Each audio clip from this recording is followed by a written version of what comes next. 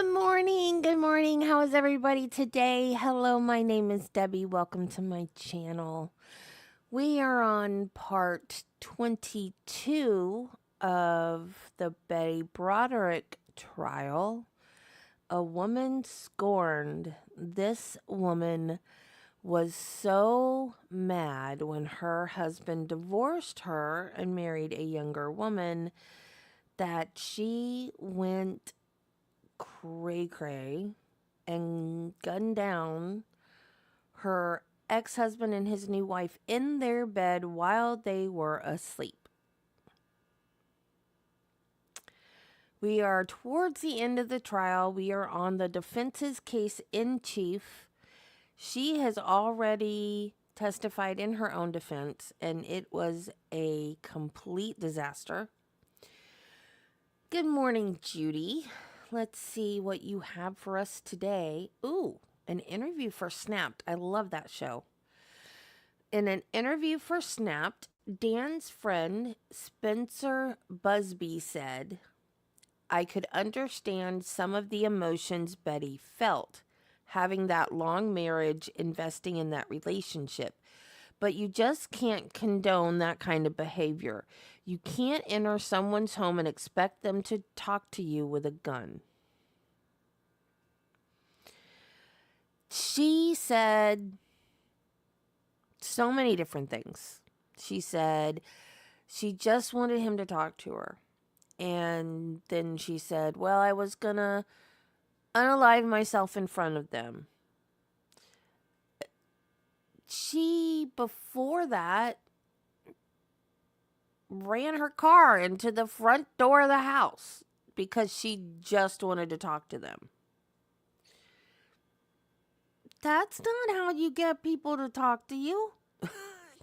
This woman went, not in the real sense of the word, but this woman went insane. Like, not clinically insane. Like, not in the real sense of the word, but she went insane about this. Good morning, Carla. I love that you watch me while you get ready for work. It blows my mind, but I love it. Like, people actually watch me while they get ready for work in the morning. That's insane. Why would anybody do that?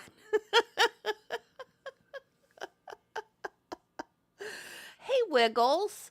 She was delusional. She's like, the divorce wasn't over because I didn't get a settlement yet. Yes, the divorce was over. You were divorced. Well, there was no custody agreement. There was no settlement. You gave your kids over to the man. You dropped them at his house one by one. Yes, you were divorced. You gave him the kids. He gave you a monthly amount of money, $9,000 a month, voluntarily, which was a lot of money back then. A lot of money back then. This woman just lost her mind because, as one of the psychiatrists explained, the one for her, actually, on her side, which I don't think that helped her case, said that her identity was so wrapped up in being Dan's wife that she lost it. I don't think that helped her case. I think that did the opposite.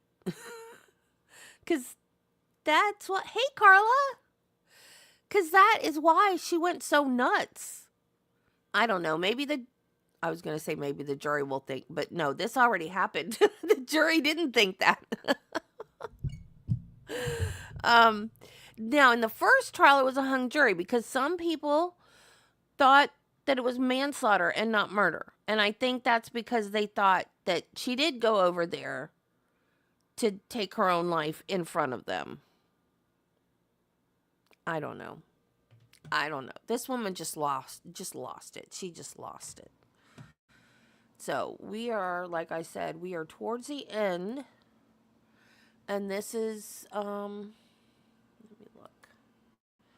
I think this is another, like, block of people. Oh, it just says witness testimony part 2. It doesn't give the names. The last block of witness testimony, it had a list of all the names. This one, it doesn't list all the names.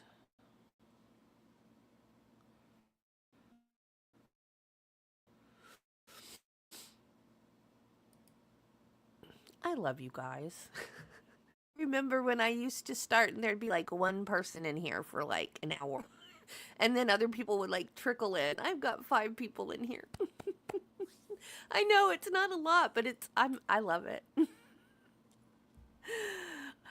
Oh, I love all my new friends.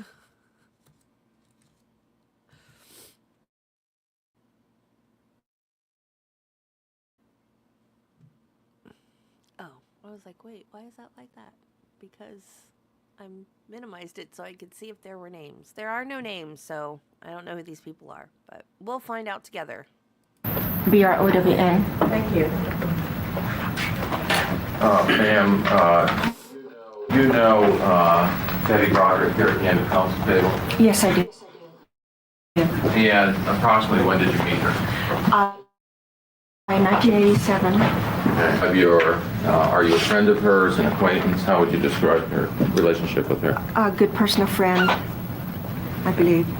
And how often would you see Betty in the course of a week? If you can give us an estimate. We would be together 2-3 times a week on average. And Mostly we walked down at the beach, one of the beaches or other, just to get exercise and to talk. did the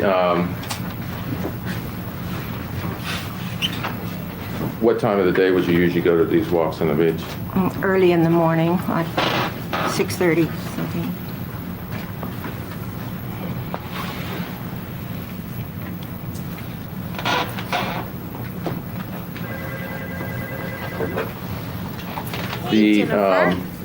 In 1989, were you aware of whether Elisabeth Broderick was trying to get custody of her children? Yes, she was. And did you see her at all in the summer of 1989? I saw her a lot, yes. Okay. Now, during the summer when she was trying to get custody of the children, how would you describe her? How was she doing? In 1989, she was excited about the possibility of having the children with her and wanting to have this all accomplished during the summer so they would be settled by the time school started. Okay, now before the summer of '89, had she been different? Would you describe her different before the summer of '89? Yes, before the trial, very different because things really weren't going well, and she was depressed and upset, lonely.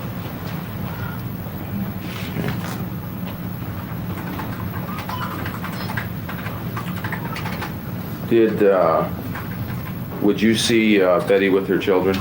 Yes, I did. And how was she when she was around the children? Absolutely beautiful. Just, they loved her, she loved them, and I could tell that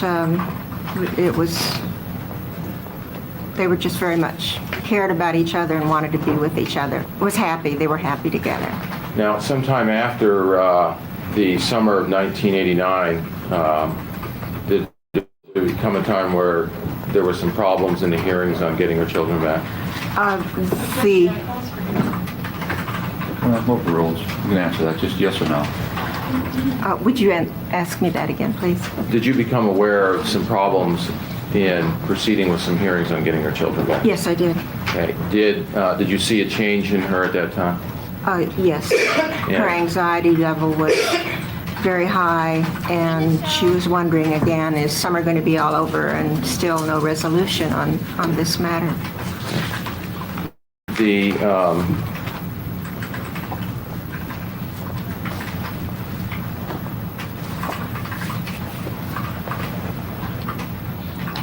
Did you receive, on November 5th, did you become aware of the problems Mrs. Broderick was in? become aware of an event involved with the shooting? Yes, I did. Okay. And how did you become aware of that? A phone call very early in the morning. Okay. Approximately what time? I didn't look at the clock, but I was still in bed, asleep. It had to be before 7, I'm sure, And who did you receive the call from? from Diane Black. And after you received the call, what was the next thing you did?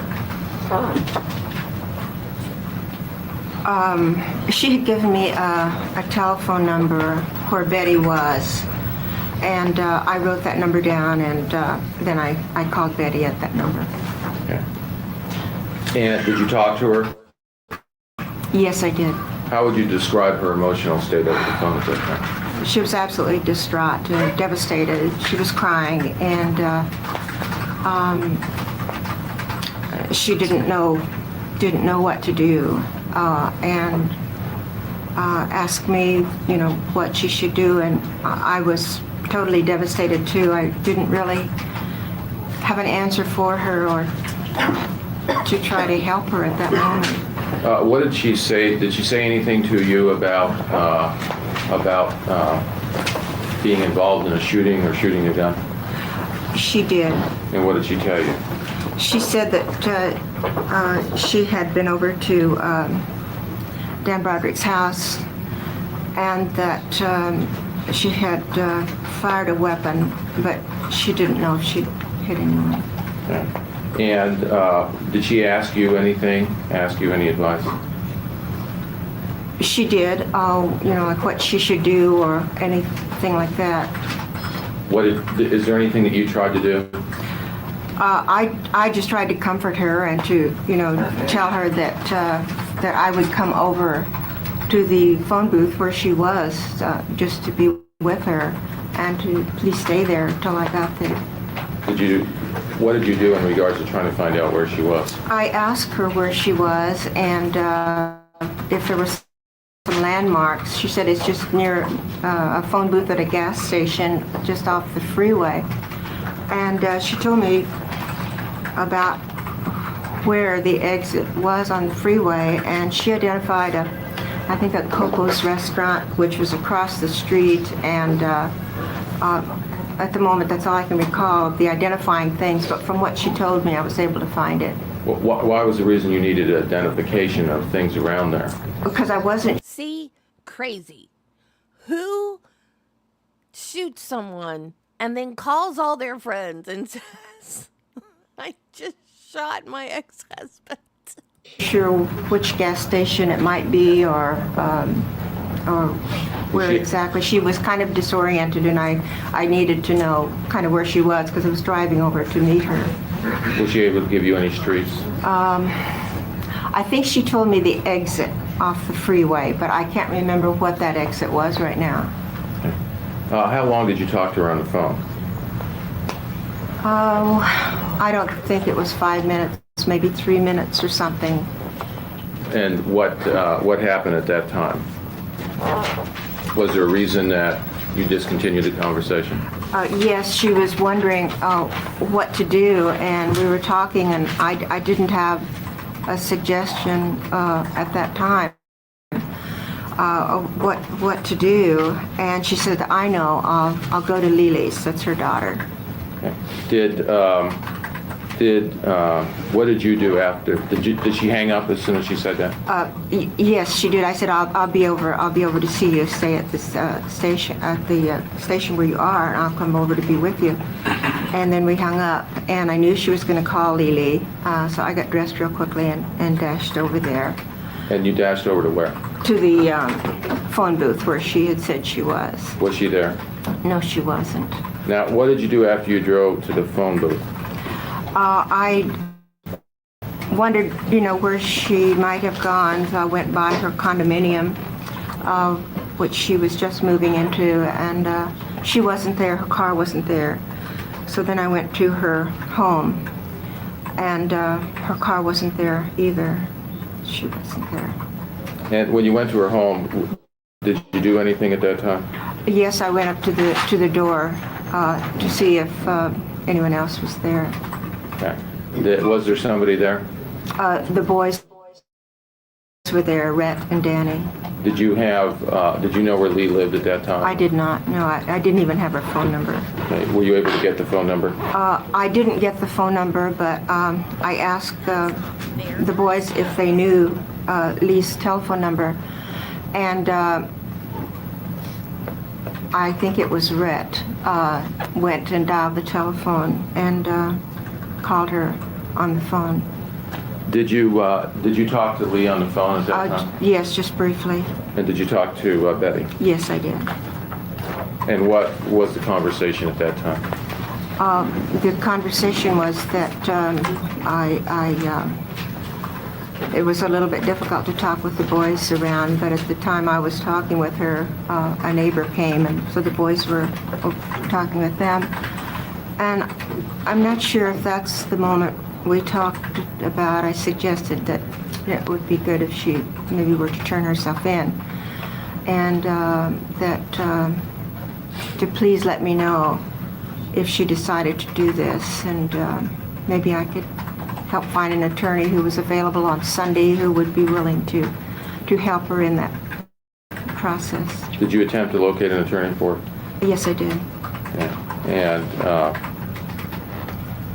did you know whether Mr. Broderick had been shot or was dead at that time? I did not. Did she ask you to get anything from her house at that time? No, nothing. Okay. Did you take anything out of the house? No. Okay. Where did you go after talking to her on the phone? I asked her to please call me at home, and that I was going home, and I went home after talking with her. Okay. Did you call the police at all at that time? No.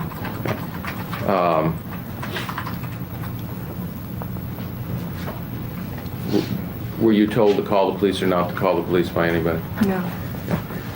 Did you receive a call at your house? Yes, I did. And you remember what time that was?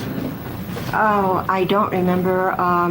I could guess maybe about 9:30, but it's simply a guess. I really don't know. Time went so fast. Who was calling at that time? Betty. And what was her mood at that time? She had decided to turn herself in, and wanted not to do it alone.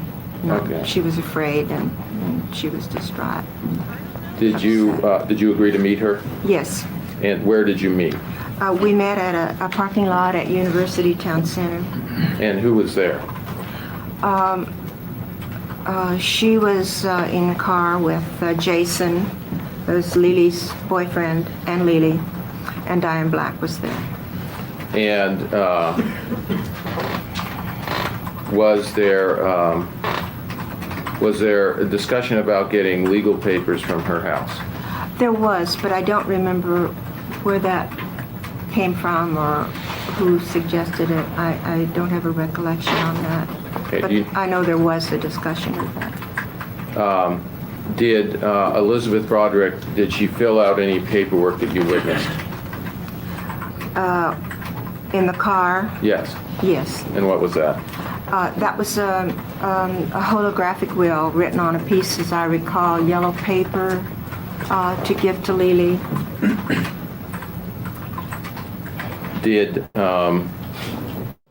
Was there, at some point in time, was a lawyer contacted? Yes. And do you know who called to try to find out, to try to get a hold of the lawyer? Well, I did, and a friend of mine did. And we finally located an attorney who was willing to and help her turn herself in. And I made a phone call at the little place where we were and introduced Betty to this attorney, and they made arrangements for us to meet him at his office.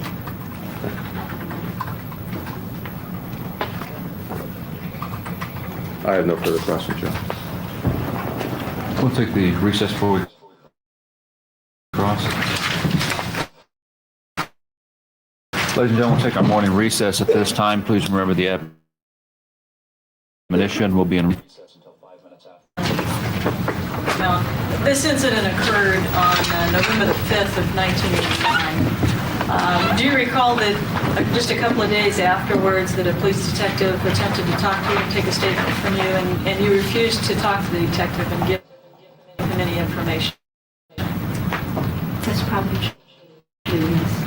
And several other attempts were made by investigators after that point in time to get some information from you or find out what you knew about, and obviously any information that you would have had at that time about any of the specific things that Elisabeth Broderick told you that morning would have been much fresher in your memory at the time, correct? Probably. I don't know. I'm sorry, I can't, maybe, I didn't hear you, but I don't think maybe the microphone needs to be.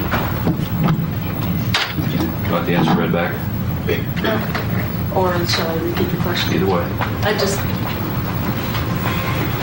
It's obvious that if you had talked to someone back then on November 8th when you were contacted, that you might have been able to remember more details about what was said to you on the morning of November the 5th. It's possible. You indicated that you first met Elisabeth Broderick in 1987, correct? Yes. And so at that time, she'd already been separated from her husband for over 2 years. I believe so, yes. And you met her at a HALT meeting? I believe that was the first time I met her, yes. Okay, and can you describe for us what HALT is? It is a legal reform national movement headquartered in Washington. And you have periodic meetings here in San Diego? Do you have monthly meetings or what? We did have.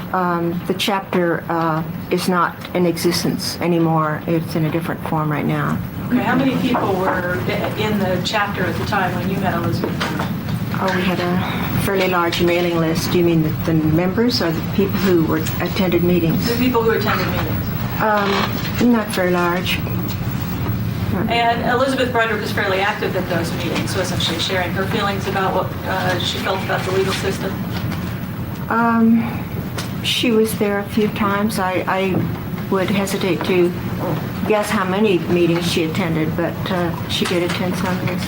Okay, and was she not fairly vocal about her feelings at those meetings? She was explaining her situation, yes. Well, she wasn't shy about it. She didn't just sit there and keep quiet. She was sharing her feelings with the rest of the group and asking for support from the group. And in fact, the group went to one of the contempt hearings. Is that not correct? Yes, that's correct. And you sat in through numerous hearings or several of the court hearings with her as a support person? I did, yes. You sat through the entire trial with her as a support person? Yes, I did. Now, when you met her in 1987 through the HALT group, did you immediately become a close friend of hers, or was there a period of time before you became actual friends? I think we became friends almost immediately. I had a great deal of sympathy for where she was. Now, was there a particular reason that you were involved in this HALT group? Had you been involved in a bad divorce? My involvement with HALT had nothing to do with my divorce. As a matter of fact, HALT had, I don't know what they're doing today, but at that time, family law was not one of the areas that they were involved in. And you indicated that you walked on the beach commonly with Elisabeth Broderick in the morning, is that correct? Yes. When you say that, what do you mean? A couple of times a week, a couple of times a month? 2 or 3 times a week on average. And do you live in La Jolla yourself? Yes. How far away from Elisabeth Broderick did you live? Not 5 minutes, maybe 5 minutes, depending on the traffic lights. Driving distance as opposed to walking distance, is that what you're saying? Yes. Okay, and where would you meet if you were going to walk on the beach? Usually she would pick me up where I lived, and we'd go together in one car. And what time in the morning would you do this? I believe 6:30 in the morning. So was that sort of that was a standard sort of thing? That Yes. it would be about 6:30 and she'd come by and she'd pick you up and then together you'd go walk on the beach? Right. It was very And- refreshing, good exercise, and And you were also there during those walks, obviously, to be a friend, and to listen to what she had to say, and to listen to her troubles. absolutely, I sympathize with her very much. And you were a very supportive friend. She had you there to talk to a lot about her problems, correct?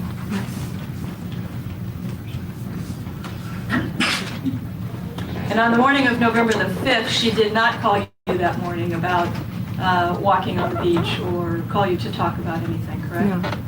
No. She hadn't called you at any time on Saturday to talk about any of her problems either. No. And she hadn't called you on Friday, the day before, Friday the 3rd, to talk to you about any of her problems. When was the last time that you actually saw Elisabeth Broderick before November the 3rd? Excuse me, the 5th. I don't remember the exact date, but it was before she and Brad went on their trip to Mexico.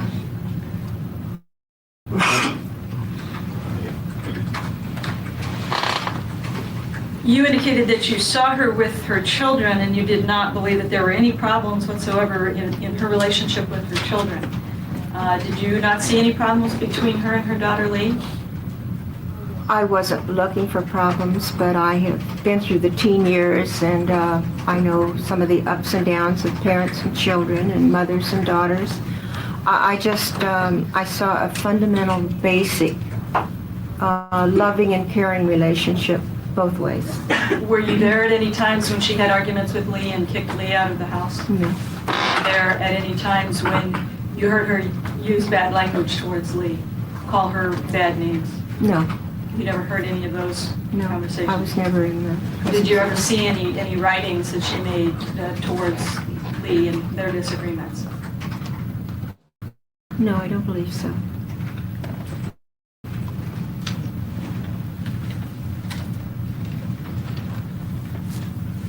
Now, you indicated that she talked to you at least a little bit during the summer of 1989. Did she talk to you about the fact that she was represented by an attorney at that time, Walter Mon? Yes, I knew she had tried to get the custody situation settled. Did she make any statements to you about the fact that he was optimistic about getting the children and she felt optimistic about it? What time period? 89 you're talking about? Yes. I think when it first started, she was very optimistic and she was very hopeful that it could be accomplished during the summer months so that the children could be in a stable environment when school started. That was always her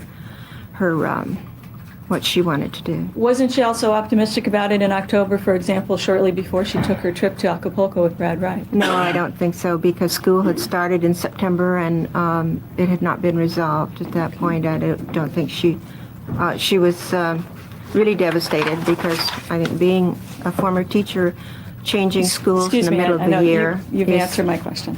Did she show you any letters or any documents at that time that suggested anything about not getting the children? I don't believe I saw any documents, but the fact is she wanted them before school started. She wanted that settled, and it wasn't settled even at that time. Now, on November the 5th, the morning of November the 5th, when you received the phone call from Diane Black first, is that correct? Yes. Okay. And that was at about 7 o'clock? When I received the call from Diane, I think it was before 7, but I don't have a recollection of that time. It was early in the morning. I was still asleep. You were still asleep. You were still in bed when you received the phone call? Still asleep. And what exactly did Diane Black tell you? I don't remember exactly what she told me, except that she had had a call from Betty, and that a tragedy had happened. Betty was at a phone booth. She gave me the telephone number and wanted me to call her there. Okay. She didn't give you any more details about I don't what had remember happened? that there were any more details on that particular phone call. Did you, when you say that a tragedy had happened, did you ask her, well, what are you talking about? Did she get in a car accident? Did her children get hurt? I mean, you didn't have any more details about what she was referring to? I don't know if she mentioned at that time that Betty had gone to Dan's house. I don't know. Okay, well, But I did know that Betty was very upset and very didn't know what to do. My question, though, to you is, when Diane Black was talking to you originally, before you called the defendant, didn't she give you some information of the nature of the tragedy, that there had been a shooting, that people might have been hurt, or did you just have some vague idea? She didn't tell me very much, because the conversation was brief, because she wanted to make other phone calls and wanted me to contact Betty and to talk with her and see if I could get over there to talk with her. Did you have any idea that it involved a shooting at that time, though, before you called back Elisabeth Broderick?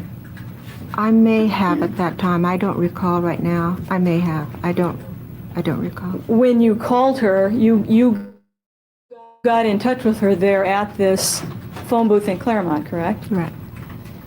And she answered the phone immediately. I mean, she was waiting there by the phone. Yes, she answered them.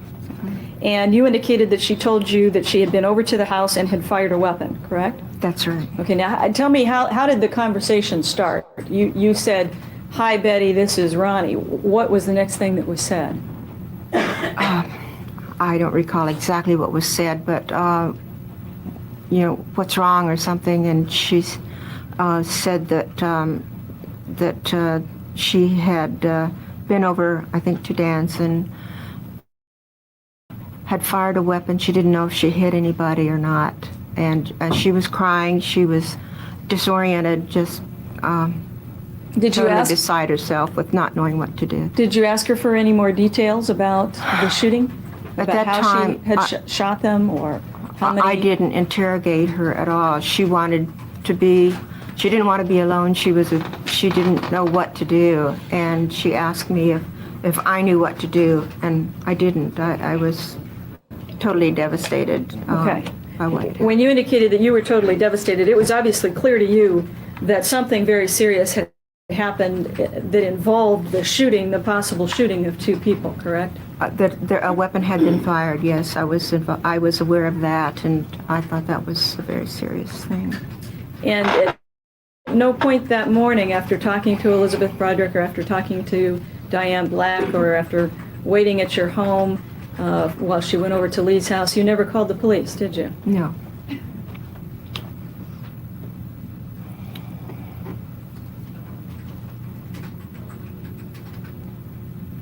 Now, you indicated that she gave you directions on how to get over there to the Claremont phone booth, correct? She did. Yes. Now, whose idea was it for you to go to the Claremont phone booth? It was my idea.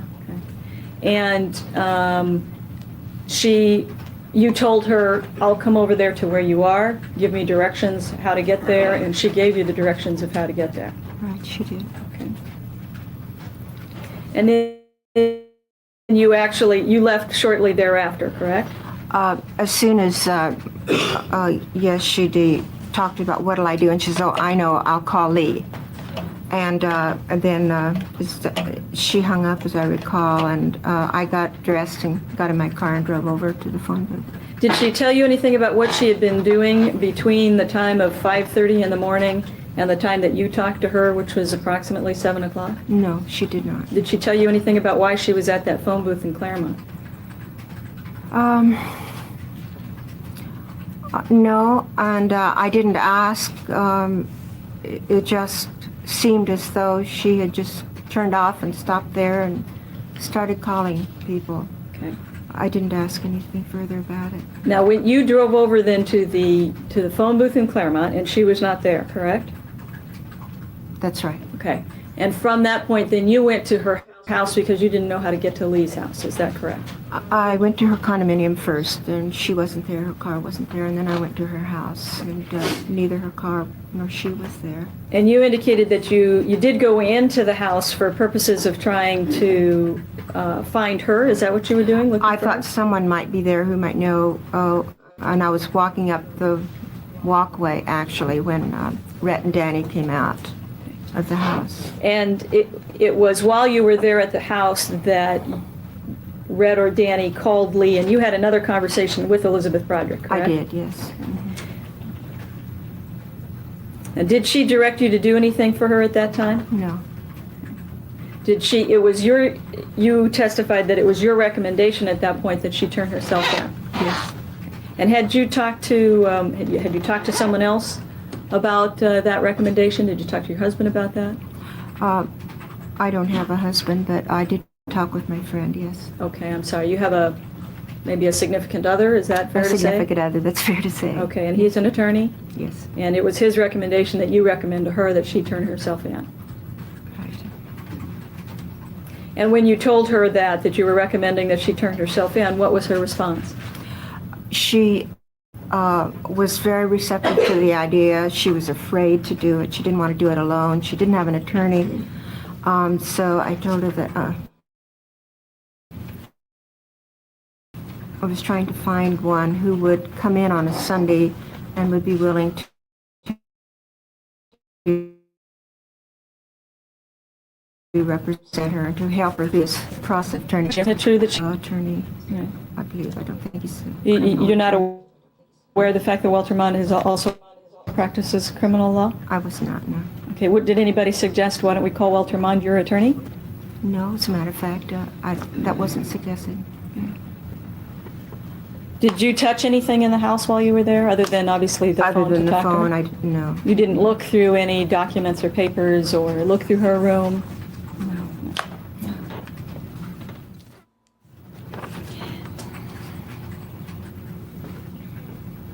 Now, is it correct to say, and maybe I misunderstood, that this phone call that you had from her house was at about 9:30?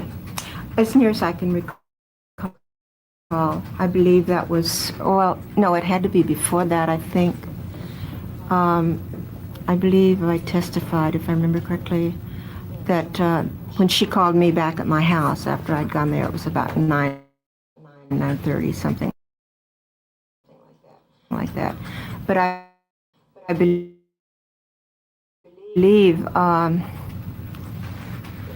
Recommendation that she turn herself in.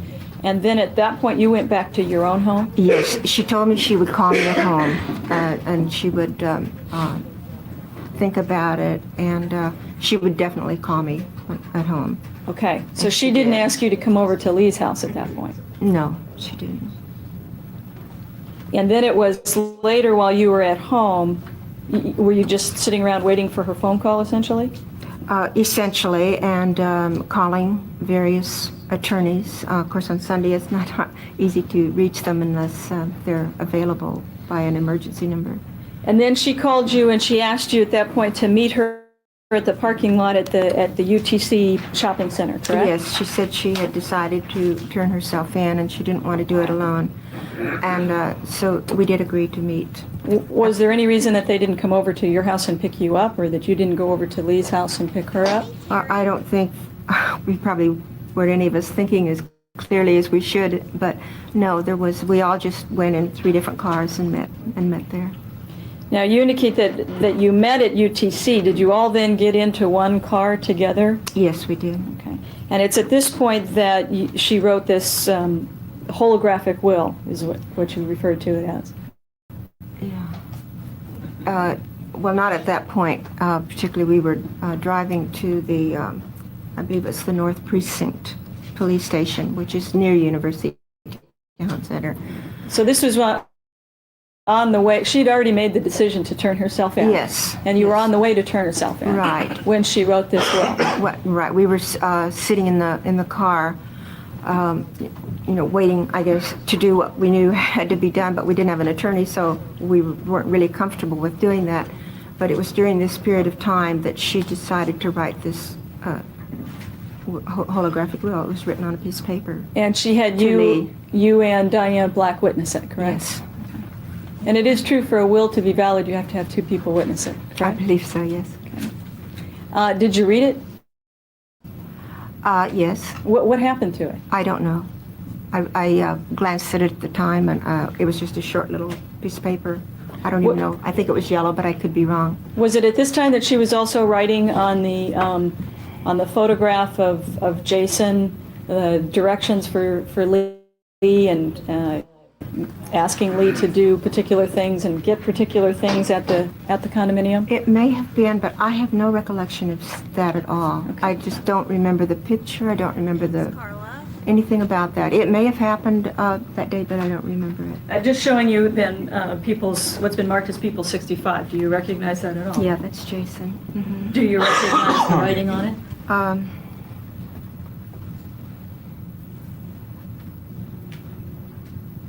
It looks like Betty's writing. Better get to her. Were you there at all when she was writing these things?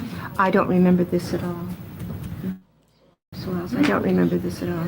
Was there any discussion at the time when you were in the car, for example, of her leaving the directions for the key to the box in her house and the where the hall key opens the security closet and those things? Any Being written discussion? down, no.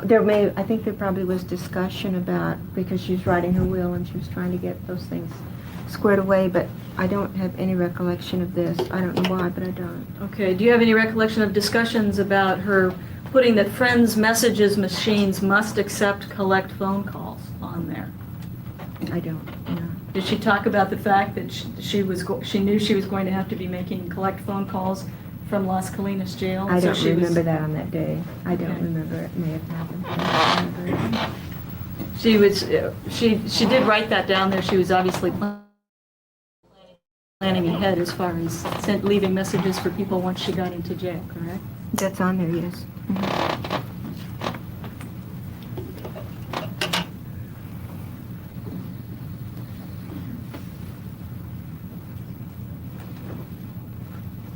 And where was it that you all went to a phone booth to make phone calls to attorneys? It was not at University Town Center, but kind of diagonally across the little plaza behind Anthony's seafood restaurant in that area. And at that point, Elisabeth Broderick was calling and talking on the phone to potential attorneys. Is that not correct? Yes, I think we both were, yeah. She was trying to find someone to... She called or talked to several people Yes, at that time, she correct? did, yeah. And ultimately, an attorney was contacted Mr. Ron Frant, and a meeting was set up with Mr. Ron Frant. Is that correct? Yes. And was it Elisabeth Broderick who set up the arrangements for meeting with Ron Frant? My friend had found that Ron Frant was willing to come to his office and meet with Betty and help her through the process of turning herself in. Right. But were you And there so- when she talked to him on the phone? Yes, I made the phone call and introduced him to Betty, and then they made whatever arrangements they had to make. Okay.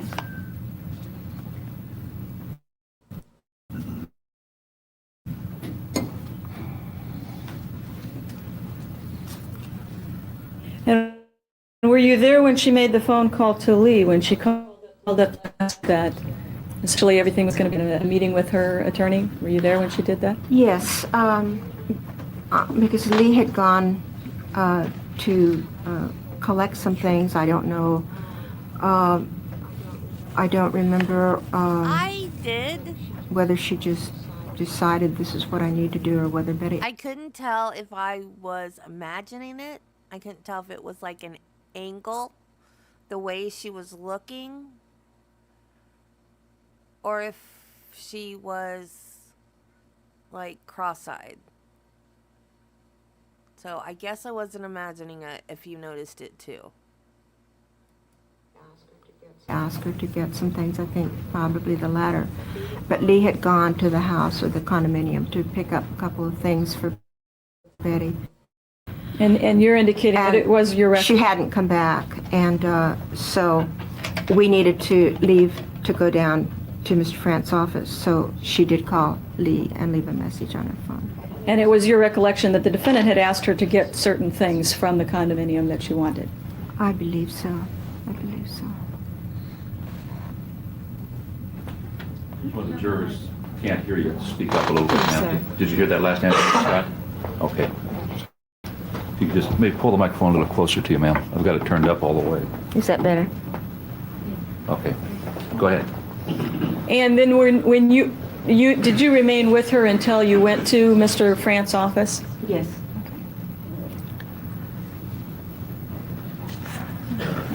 I have no further questions. Redirect.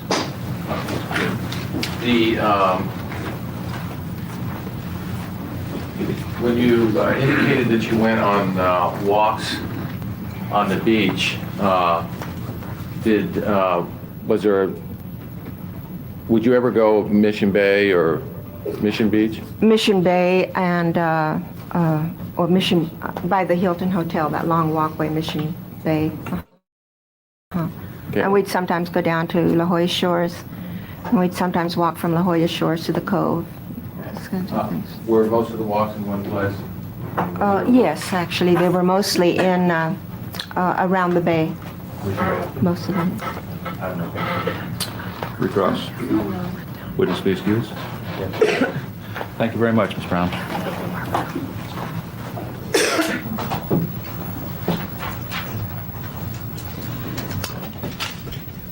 Call your next witness.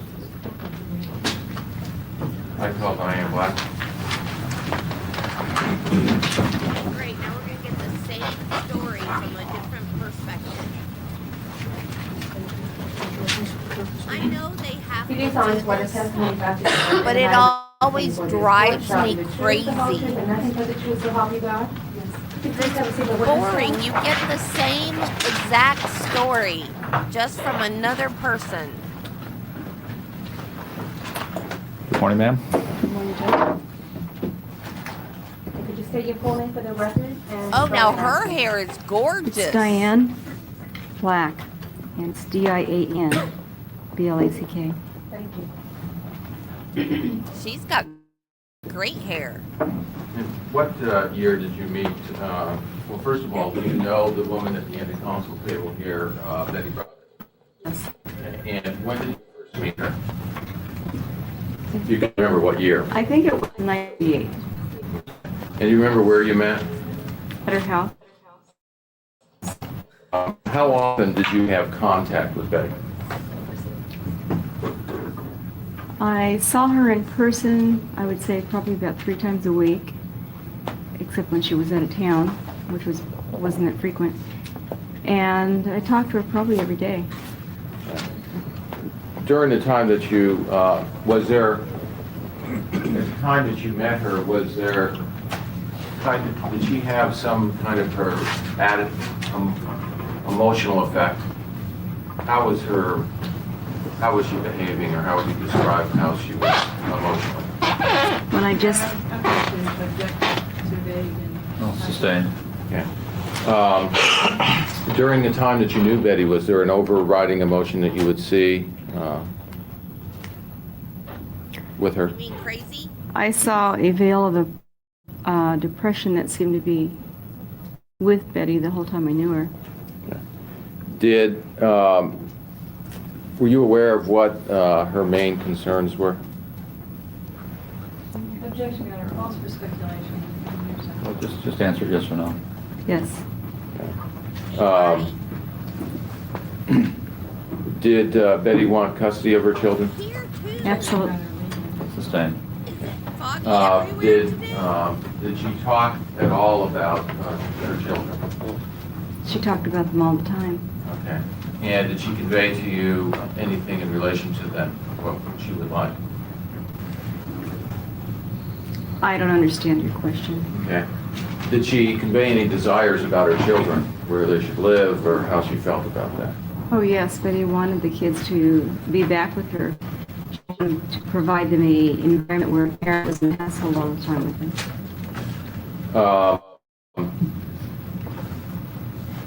Were you aware of things in 1989 that she was doing to try to get custody of her children? Yes. Okay. And did you see her with her children? On several occasions. Can you describe how she was around her children? Betty's mood was lightened, I would say, not as contrast that it was gloomy, but no matter what was going on in Betty's life when the kids were around her, she made it real comfortable for them to be with. She put aside her court problems. She left that aside and tried to be just a mom to the boys. And I could see the veil of depression, but I'm an adult. Objection, Your Honor, non-responsive. Sustained. And were you around her at all on her birthdays? Yes. And do you remember anything particular that happened on any of her birthdays? Objection, Your Honor. There's been no outbreak. Sustained so far. Did you see any problems she was having with her children on her birthdays? Yes. And what was that? It was in 1988. Lucy had made dinner for Betty. And I believe Ronnie and Brad and Rhett were there. We were all there for a surprise birthday party for Betty. And the doorbell rang in the middle of dinner, and it was Dan. And we all listened. No one got up from the table except Rhett. He ran to the front door. We were probably about 8 feet away from the front door where we could hear the entire conversation. And Excuse me, I'm going to object at this point as hearsay, and also, if we could approach sidebar. All right. Ladies and gentlemen, we're going to take our noon recess at this time. We'll be in recess until 1:30. I will do my absolute best today that we will start at 1:30. Please remember the admonition. Have a nice lunch. In the months preceding November 5th, 1989, you described Elisabeth Broderick's emotional state. Is that a question? Yes, can you describe her emotional, how she was doing in the months preceding November 5th, 1989? yes, it was a period, I don't know if it covers that, is right during the summer when Betty thought that she might be getting custody back. Or she was trying to fight. Okay, I gotta say this, and it has nothing to do with the trial, but I'm gonna end up giggling, and y'all are gonna think I'm crazy. There's a movie called, oh, I forgot the name of it, Urban Legend, and it's kids at college, and they're in a class, and they're talking about urban legends, and they're talking about the one where the calls coming from inside the house. I know you guys have heard it because it's one of the more prominent urban legends. And the teacher says that the moral of the story is the admonition is young women, watch your children, check on your children. And then one of the students is whispering and they're giggling, and the teacher says, share with the class, and she says, maybe the admonition is don't babysit. So every time he says, remember the admonition, in my head, I hear, maybe the admonition is don't babysit. So I giggle a little bit every time he says, remember the admonition. So I just had to say that and get it out of my system because I giggle a little bit every time he says, remember the admonition. Not that you guys wanted to know that, but I just wanted to share that. For custody. I think she was more hopeful than she had been in the last year. But as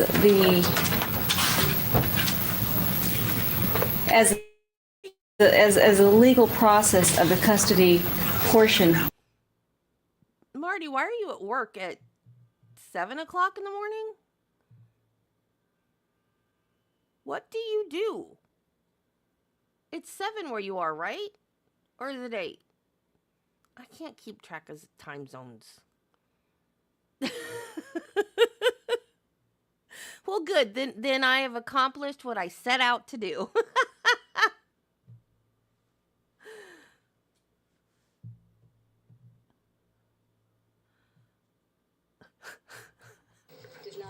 Did not go through. I'm getting used to it. Betty's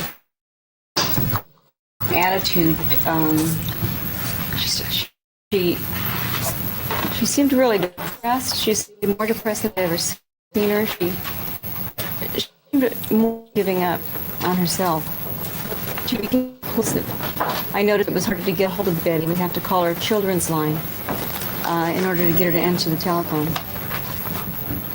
Did you receive a call from Betty on November 5th of 1989? Yes. And what were you doing at the time you received the call? Sleeping. And do you know what time it was? Between 6 and 7. Okay. And how would you describe her emotional state at that time? I think she was frantic. Betty's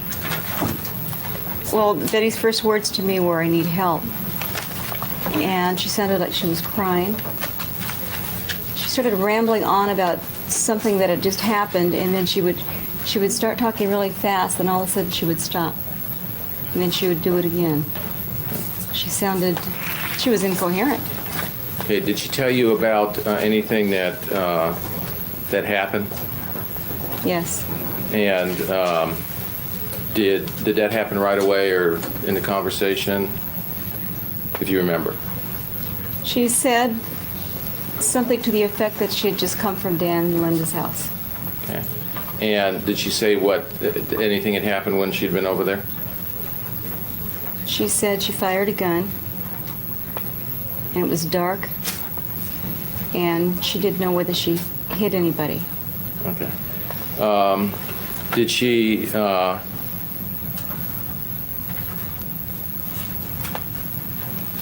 now, what did you do at that time? Did you know where she was? No. Okay, and can you explain, did you talk to her about that on the phone? Yes. And what was the conversation? Well, my thought was I just couldn't believe that she had... Objection, really non-responsive. Sustained. Go ahead, what was the conversation that you were having on the phone? And this is about trying to find out where she was. I asked Betty where she was, and she says at a payphone. And I asked her, well, what area of town are you in? And she said she thought it was Claremont. And I asked her where specifically, and she could not tell me.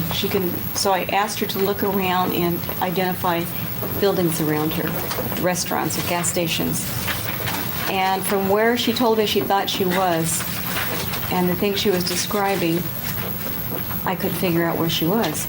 So the next step was I asked her, can you read the telephone number off the telephone to me? And did she do that? Yes. And what did you do? I told Betty to stay put, and I'll have someone call her back right away, and not to leave the payphone until someone calls her. Now, after you talked to Betty, did you talk to anyone else? Yes, I did. And who did you talk to? I immediately called Ronnie Brown. Okay. And did you talk to Ronnie Brown? Yes. And did you talk to anyone else after you talked to Ronnie Brown? Brad Wright. Okay. Was that a long conversation with Brad Wright? I don't think so. Okay. And did you, at some point in time, did you meet Betty later that day? Several hours later, yes. And where did you meet her? I met her in the parking lot in University Town Center.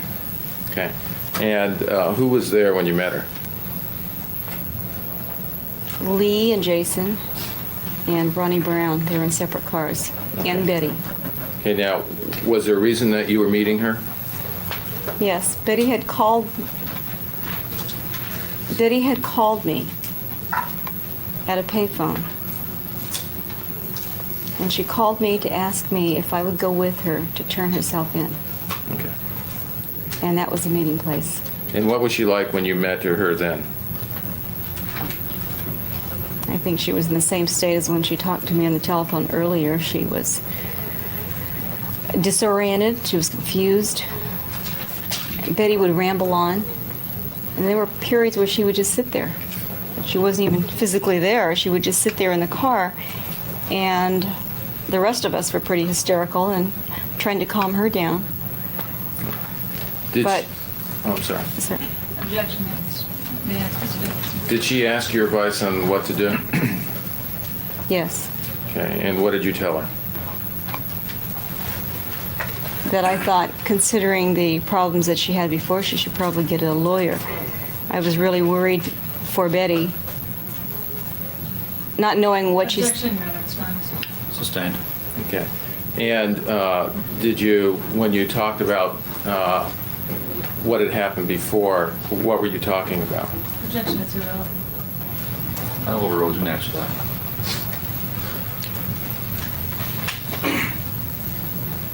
Is this in respect to the records and the lawyer? Yes. Objection, irrelevant, Your Honor. The question was what did she recommend to her that morning? Let's phrase another question for Okay. Did you talk to her why she needed a lawyer? Yes. And what was the conversation? Well, one of the reasons why I thought that she would need a lawyer is that if she went to jail for using profanities, whatever happened that morning, she would certainly need a lawyer. Okay. And did you talk to her about, now whose idea was it? Did you talk about the legal papers? Yes. And whose idea was that originally? Do you remember? Originally, no. Actually, I don't. I remember we were all talking about it at the same time in the car. Lee and Jason, Ronnie, and I. And Betty was just kind of sitting there, and none of us didn't know what to do.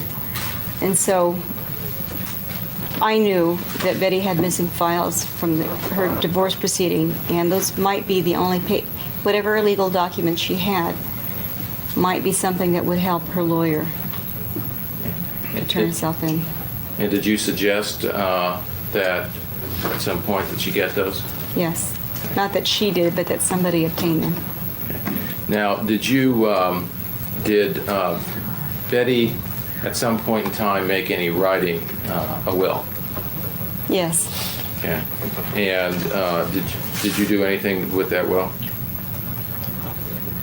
I signed it. I signed it as a witness. Okay. Now, during the time that you were talking to Betty, did she say anything else in the conversations about what had happened at Mr. Broderick's house? Did she tell you whether they had said anything to her? Yes. And what did she tell you? What she told me was that Dan said, "Okay, you shot me." Did she tell you where he was at the time he said that? Or if he had done anything? No, I just assumed he was in bed. Objection, Your Honor. I'd ask for the last portion of the instruction, the assumption. All right, objection sustained, the answer stricken. And did she say anything else in regards to a telephone there? I think sometime during the day, and I don't know at what point, she mentioned that she had ripped a telephone cord out of the wall. Okay. Did she ever tell you that she had in fact shot Dan in the head? No, she never told me that. And do you remember where the will was done? Yes, it was in the car. It was in Jason's car, and we were sitting in front of I think it's the Northern Division police station that's by Anthony's in La Jolla. Was there a photograph of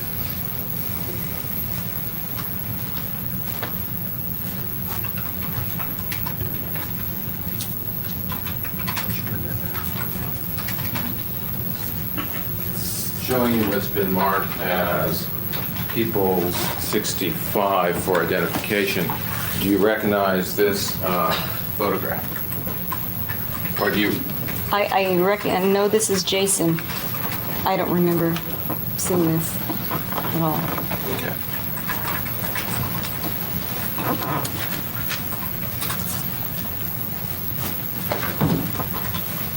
Now, when you were in the car talking, was everyone quiet? Was everyone making suggestions? What do you remember? Objection as to answer. Oh, sustained. Did she talk to you about a suicide note at all? The suicide note came up, but as I recall, thinking back, it was Betty's state of mind that led me to think that there might be a suicide note at the house or someplace. Okay. Did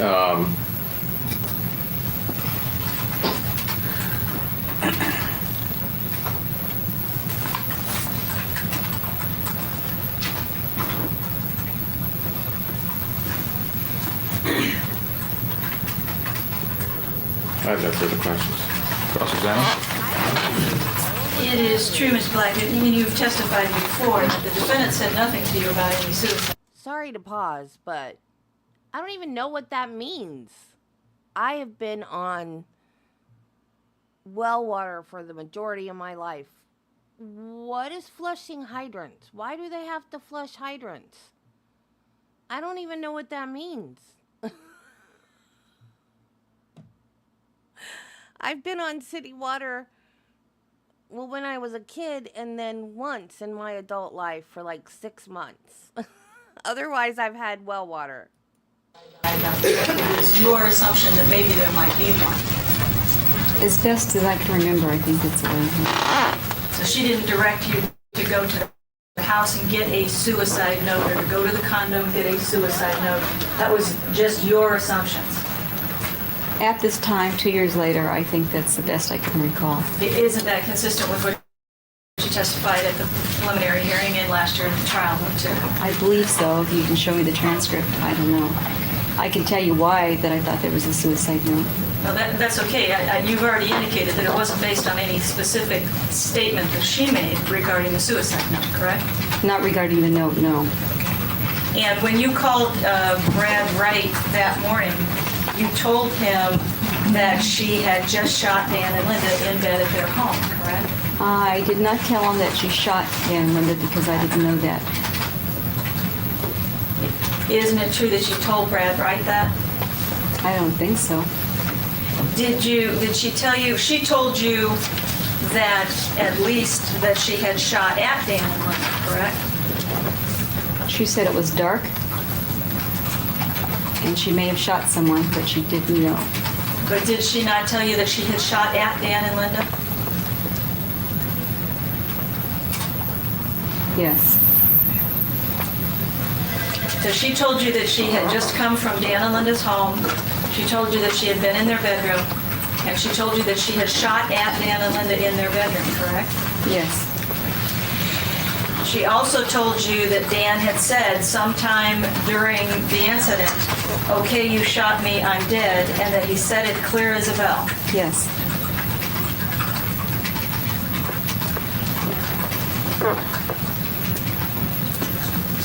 She also told you that sometime during that incident that she had pulled the phone out of the wall. Repeat that question, please. She also told you that sometime during the time that she was in the bedroom, after shooting at Dan and Linda, that she had pulled the phone out of the wall. Sometime during the day that she said that she had pulled the phone out of the wall. Okay, what you're saying is that sometime during that day on November the 5th, Yes. she told you that when she was in Dan and Linda's room, Yes. after shooting at them, that she had pulled the phone out of the wall. I don't recall at what point she said she pulled the phone out of the wall, but I remember her saying that she pulled the phone out of the wall, the phone cord out of the wall.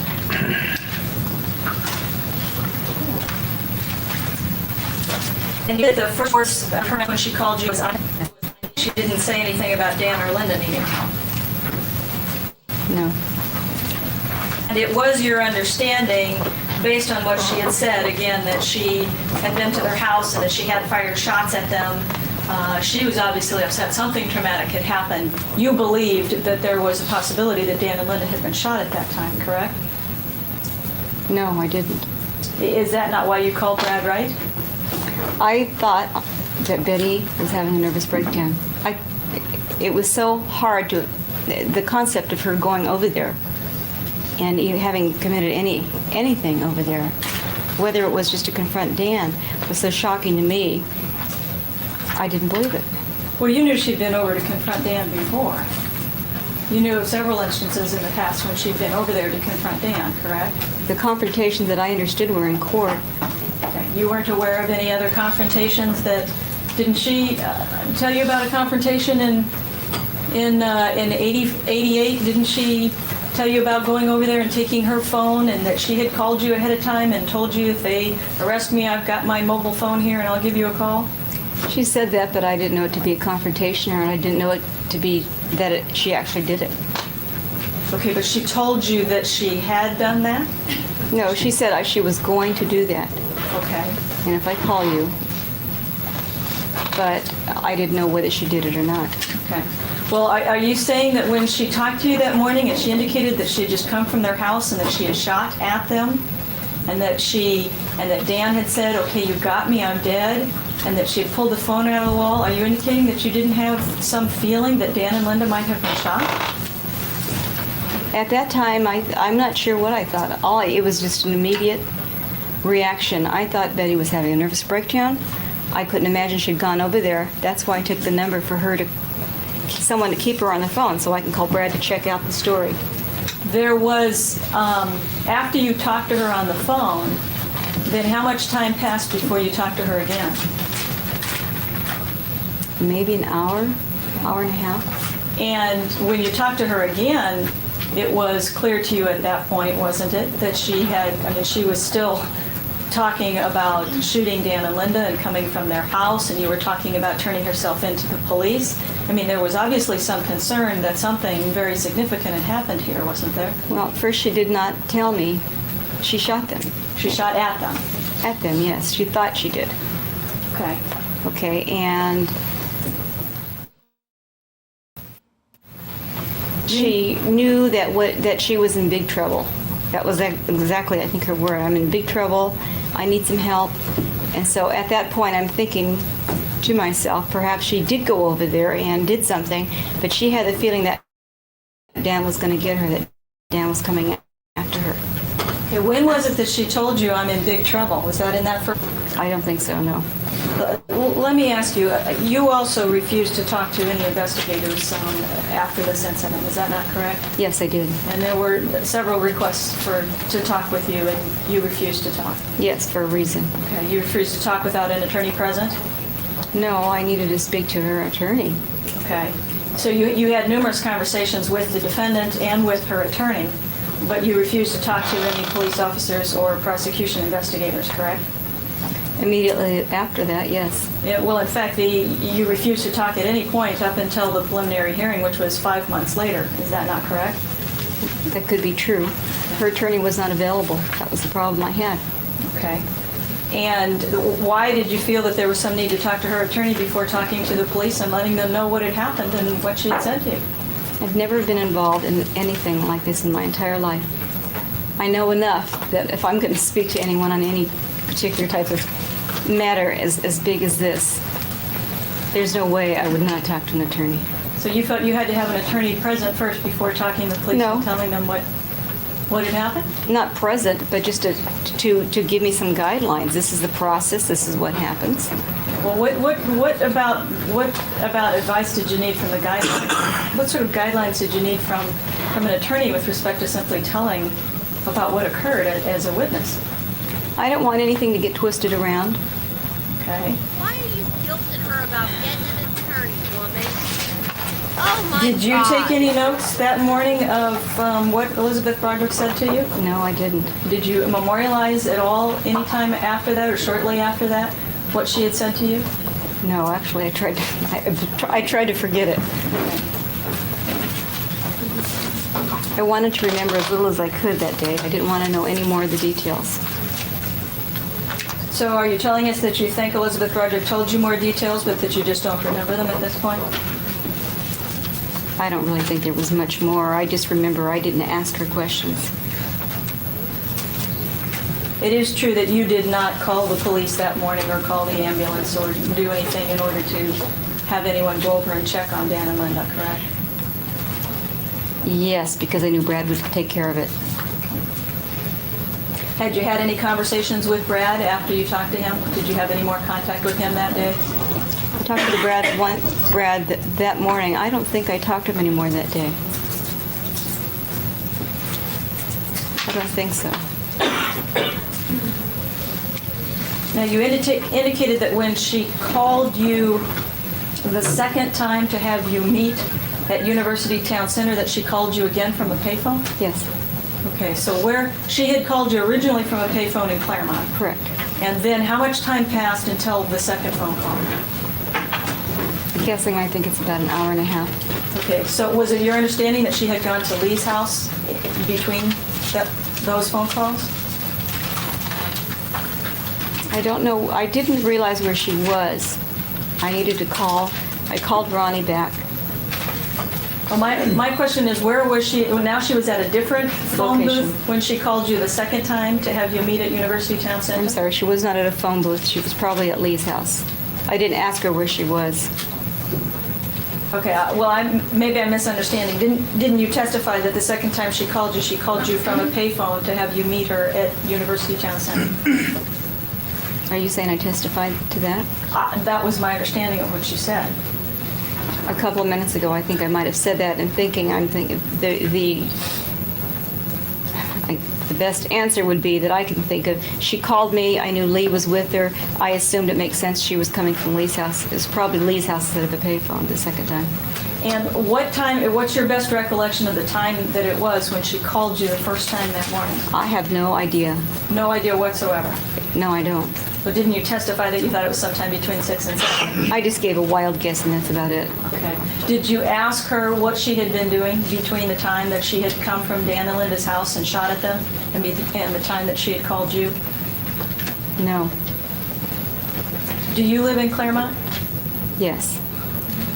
Did she explain to you why she was calling you from a phone booth? No, she didn't.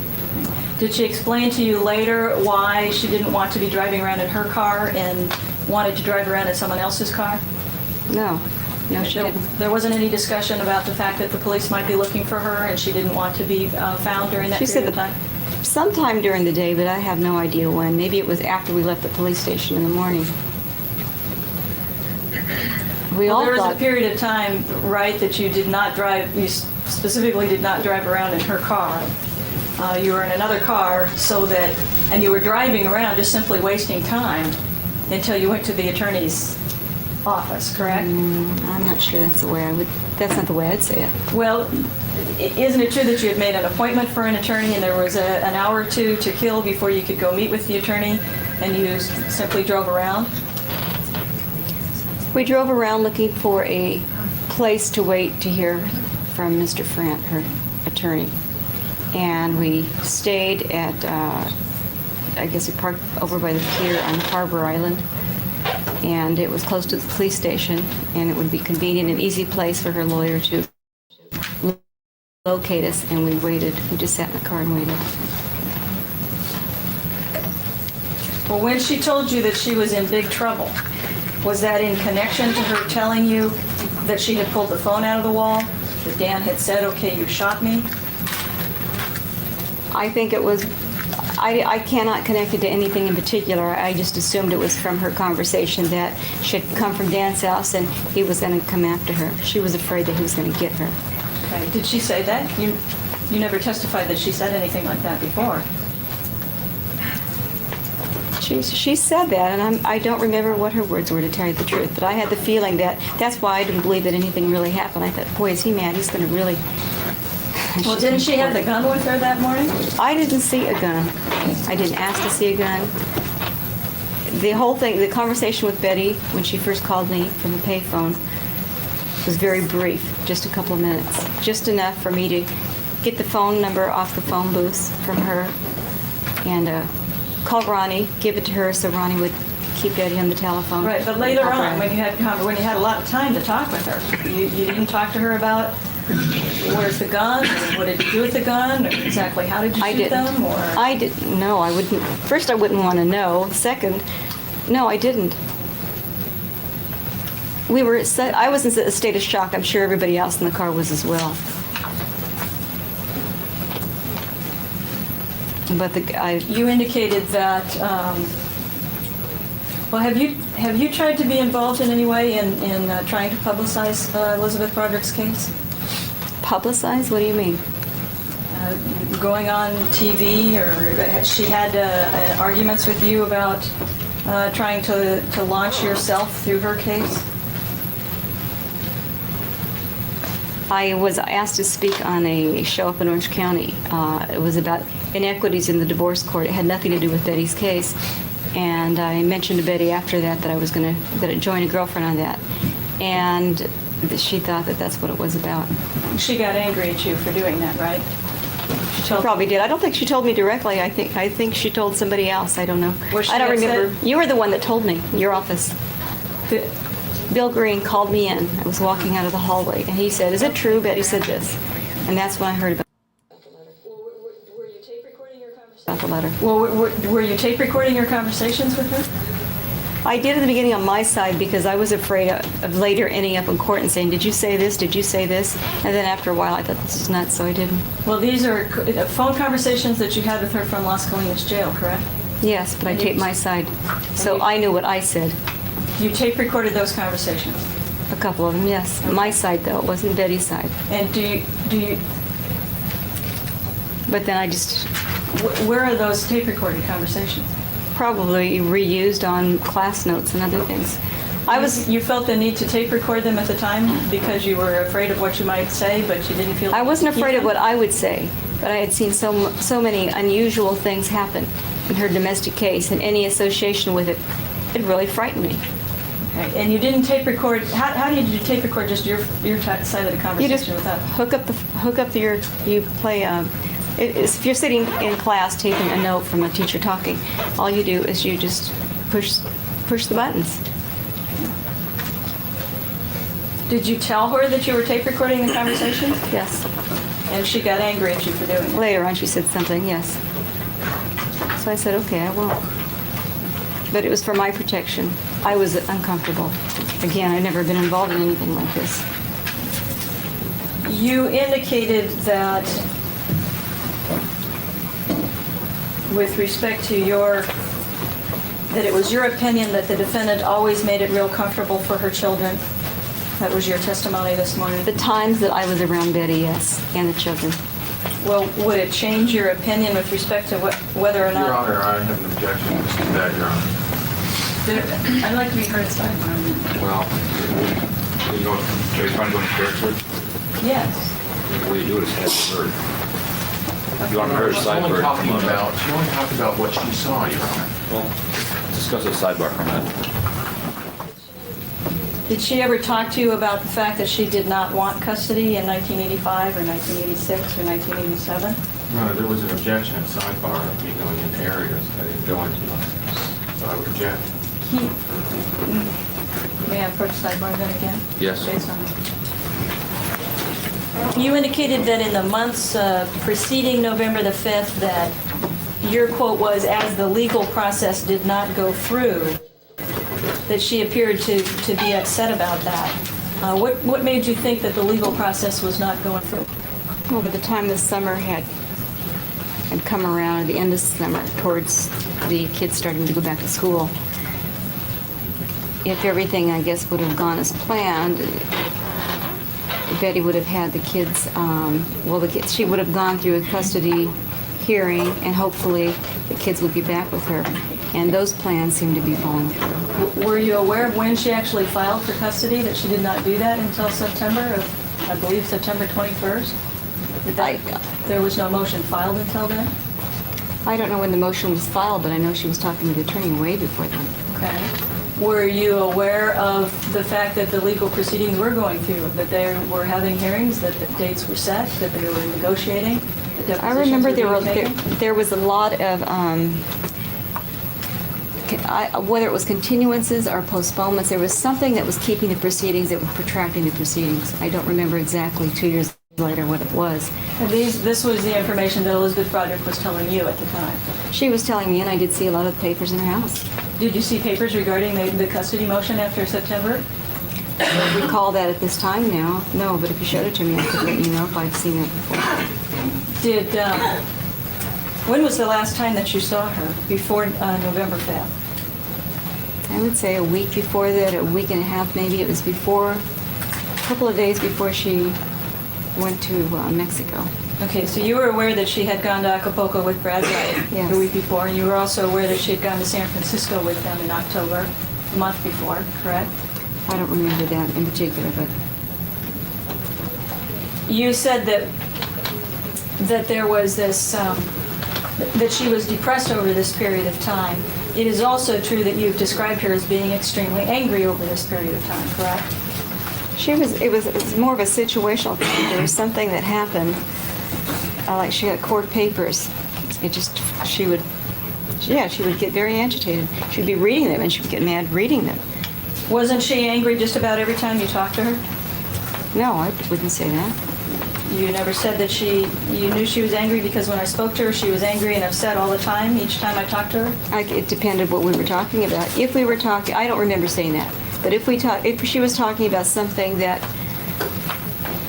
I guess she felt hurt her or was causing a problem in the finalization of her bifurcation and her divorce, divorce process and the custody, yes, that made her angry. You talked to her too about moving on, correct?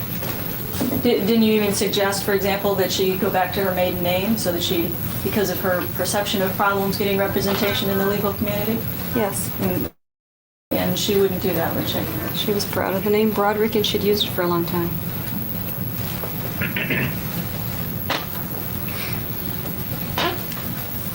In fact, she still calls herself Mrs. Broderick. Delusional and can't let go. Were you aware of any times while you knew her during 1988 when she took the kids back to Dan Broderick when she had custody of them? Would you please say that again? Were you aware, you met her in 1988, were you Yes. aware of any times during 1988 when she had them, she had visitation of them, and for whatever reason she took them back? I don't, no, there is no particular instance that sticks out. Did she ever talk to you about an incident where Rhett had an earache in the middle of the night and she took him back to Dan Broderick? I remember Rhett calling her that he had earache and he needed some medicine. But was that an incident where she was describing that where he was at her house, he was sick with an earache, and in the middle of the night she took him back to Dan Broderick? I don't recall that in particular. Do you recall her talking to you about a Mitch Miller concert where the boys didn't want to go and she got angry and took the boys back to Dan Broderick's house? No, I don't recall that.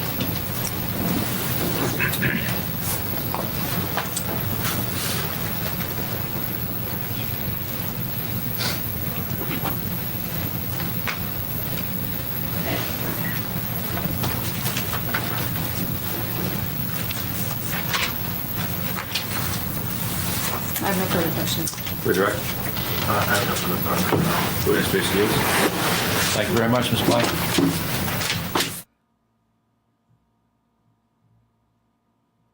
Okay, guys, that's it for Betty Broderick today.